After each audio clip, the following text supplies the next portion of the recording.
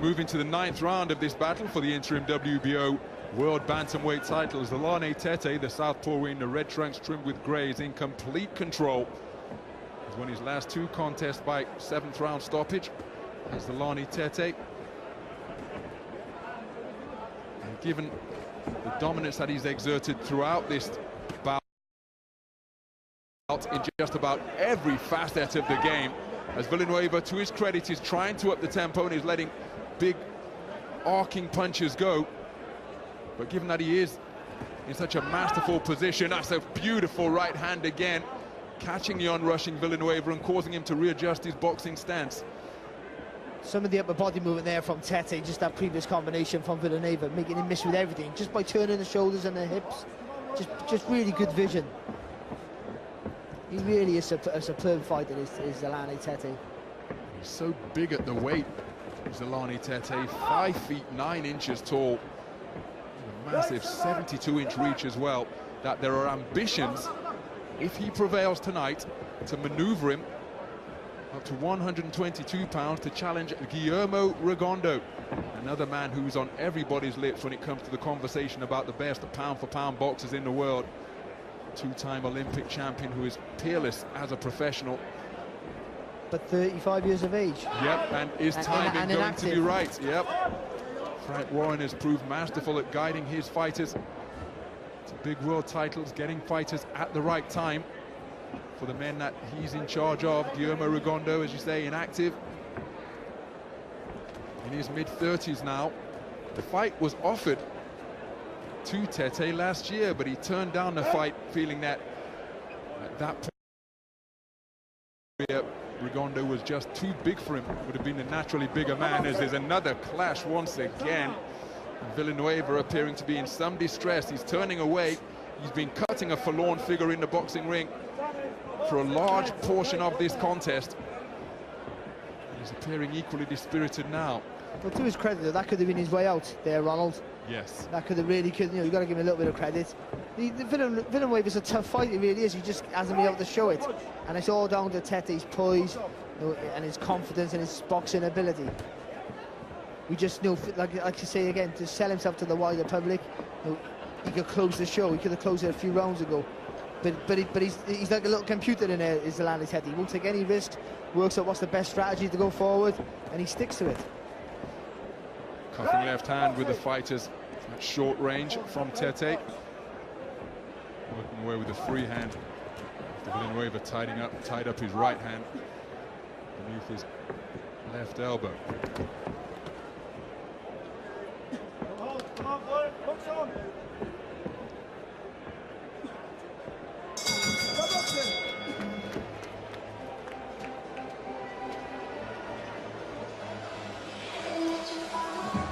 I feel for this kid here, Villanueva, because every time you throw a punch and you miss,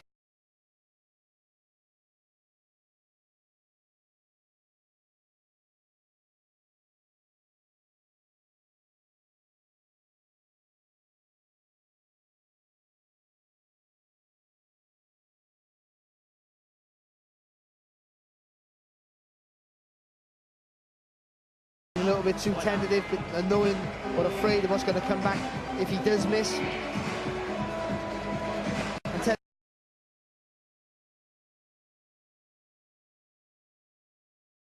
to see Tete up the pace.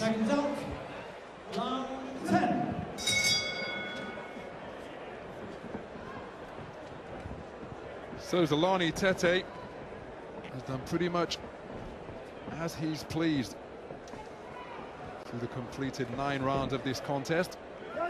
Arthur Villanueva was cut in the first round after an accidental clash of heads, but he just hasn't found a way to solve the puzzle that is being posed in front of him in the form of the towering Zolani Tete. He hasn't closed the distance effectively with his feet. That's a good left hand to the body from the South African. Villanueva still proffering a poker-faced expression, but I think he may have been hurt by that shot, because he just removed himself from beyond punching distance.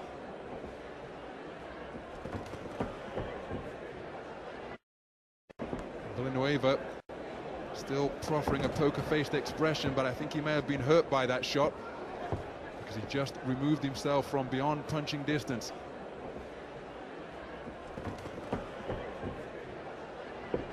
He's looking increasingly dispirited up there for me, is Arthur Villanueva. I think he was hurt by that left hand to the body. Can Zolani Tete step on the gas, assert his dominance further, and try and produce a stoppage, the first one on Arthur Villanueva's career? Well, it'd be some statement win at the world level to get rid of him, not to win, but to get rid of him inside the distance, really would. And I think he's more than capable. There we go again. That's not the first time he's done a little lean back. Maybe Villanueva falls short for throwing that left hand over the top. And a little flurry here from Tete. He throws that left hand to the body, he may come back straight away there and bring it over the top. Well, the respective countries that these boxers are representing produce some fine fighters down the years. No list of the continent of Africa's greatest boxers can be complete without mentioning some of the all-time greats who have come out of South Africa. Victor Wheel, Brian Mitchell, and maybe Tete is beginning to go through the gears a little bit as he tagged Villanueva with a good shot there. Villanueva continuing to fall short. Maybe Jake Matlala would be in a list of any great South African. Vuyani Bongu, Dinganto Bela. Out of the Philippines, Pancho Villa beat Jimmy Wilde to get the world lightweight title back in 1923.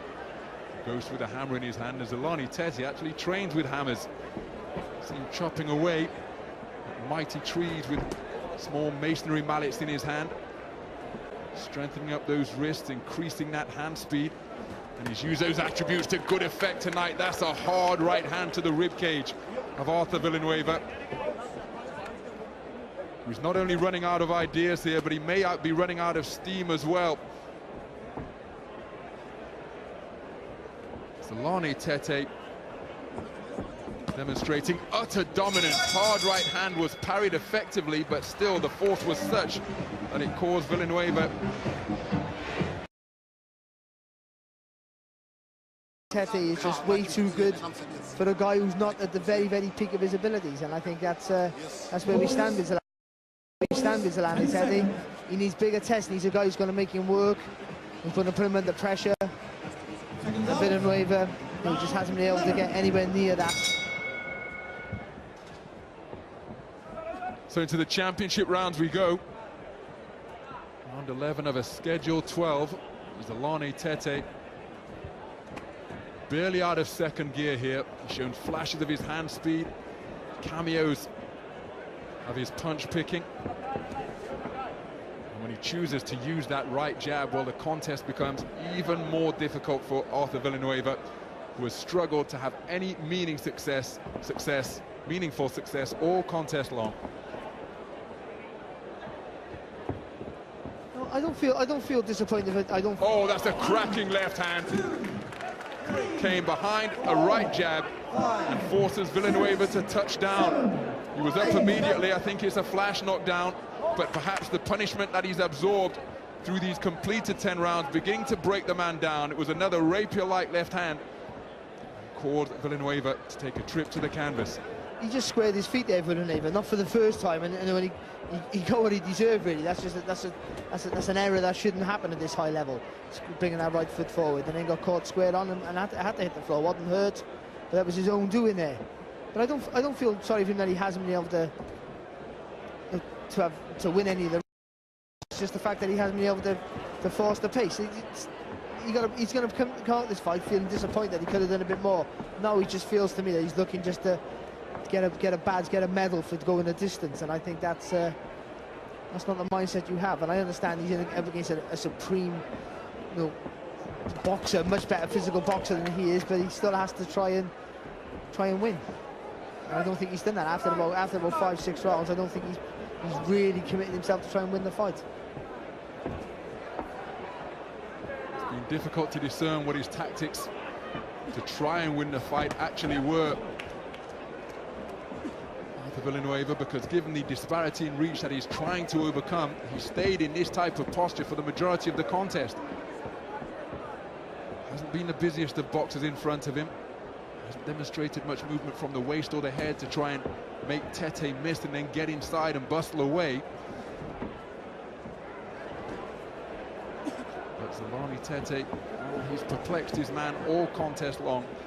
Just hasn't been able to figure out the riddle of how to negate his height and reach and ringcraft. And as a result, he's been reduced to a peripheral figure in an interim world title bout. Pushed to the margins by the expert ringcraft of Zolani Tete.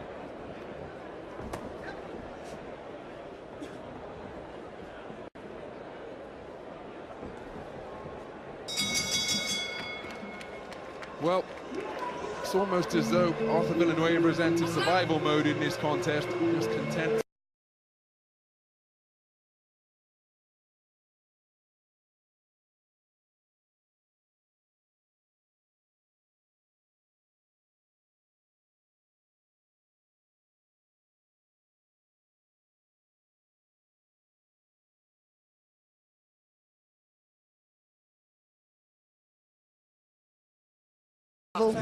That is very, very difficult to do.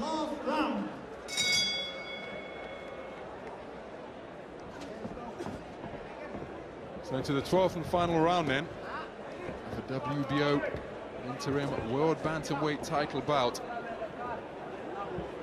It has been devoid of drama for the most part, and that is because Zolani Tete sucked all the drama out of it, controlling the distance masterfully. His timing has been on point. All those elements combined to leave Arthur Villanueva on the outside, not only of the long reach of Zolani Tete, but of the contest as well. Two-shot salvos effective from Villanueva, but he's going to need more of that because he's going to have to knock his man out to win. Well, that's the first time he's landed with 2 punches in succession. Maybe the first time he landed with 2 punches all night.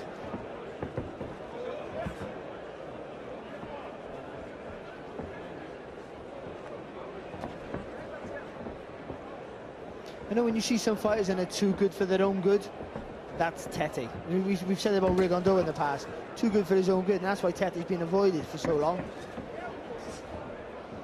And he needs to back in to get the fighters to fight him, I think. Well, providing him walking into something thunderous in the final half of the final round, Zolani Tete is going to be crowned as the interim WBO world champion. Remember, Marlon Tapales of the Philippines is the fully fledged WBO world champ. Guillermo Rigondeaux, he's up at super bantam, where he's the WBA super champion.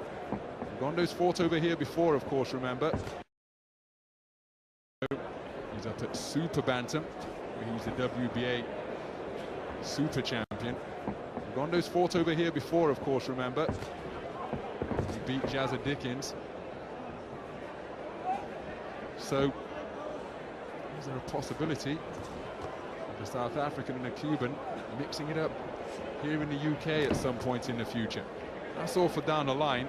The remaining minute of this bout, well, Zolani Tete just has to avoid walking into a knockout punch. Whereas in the final 40 seconds, Arthur Villanueva has got to throw everything at Tete to try and find that finishing punch. Well, there's almost no point in doing it now. He left it too long. You just can't see how he hasn't been able to hit the target clean enough to even show he has any power to hurt Tete. And that's, you've got to give Tete all the credit for that. He kept that wide stance. He put pressure on Villanueva from the first bell with that front foot. And every time Villanueva, here squaring his feet, every time he's missed, he made him pay for his mistakes. And then Villanueva's become over the rounds gun shy, and has been happy to just see the final bell over the field. It's been another masterful display here from Zolani Tete, who surely wins this interim belt. So the final bell to conclude 12 rounds of boxing for the interim WBO World Bantamweight title. Zolani Tete has administered a boxing lesson here tonight, completely outclassing Arthur Villanueva, and that's why he's receiving. Completely outclassing Arthur Villanueva, and that's why he's receiving such a warm embrace from his corner team.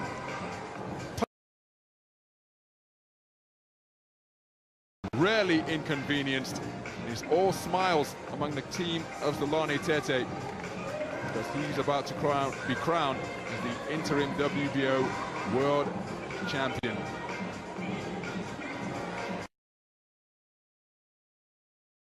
At the final bell, he was really able to make this man uncomfortable. Barry, that's the prize that'll be strapped around the waist of Zolani Tete. You had one of those back in your fighting career, of course, in the super featherweight division, and that's going to feel immensely satisfying for Zolani Tete. Well, he just wants a big fight, Tete. Now, I think he's gone. I think he's that good. He's gone past the stage of winning what belt he has around his waist right now. He'll be proud, of course, but he wants the big fights. He wants the biggest names. You know, the bantamweight division in Great Britain right now is thriving. So, you know, we got Lee Haskins is a world champion, Jay McDonald's a world champion, Paul Butler is highly ranked as well. You know, he's looking to get a world title fight as well. So, you know, the fact that Ted is based over here now, you know, makes the bantamweight division in Britain at the world level the most exciting it is. It's fantastic. But this man will be avoided like the plague. You know, you would. If I was fighting now, I wouldn't be able to say his name. I don't want to fight him. You wouldn't. If someone said Zolani Tete, I'd walk out the room.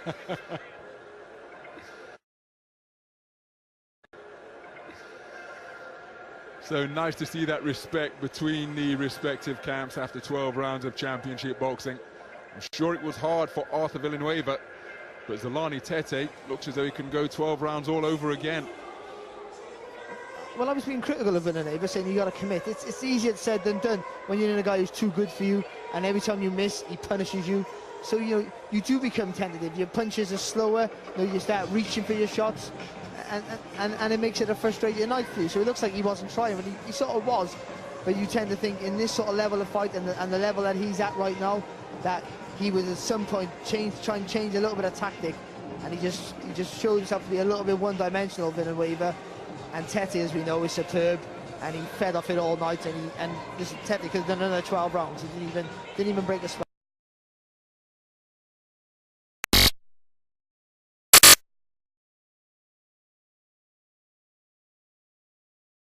Villanueva of the Philippines, 119 to 108, twice for judges Phil Edwards and Rose Lesand.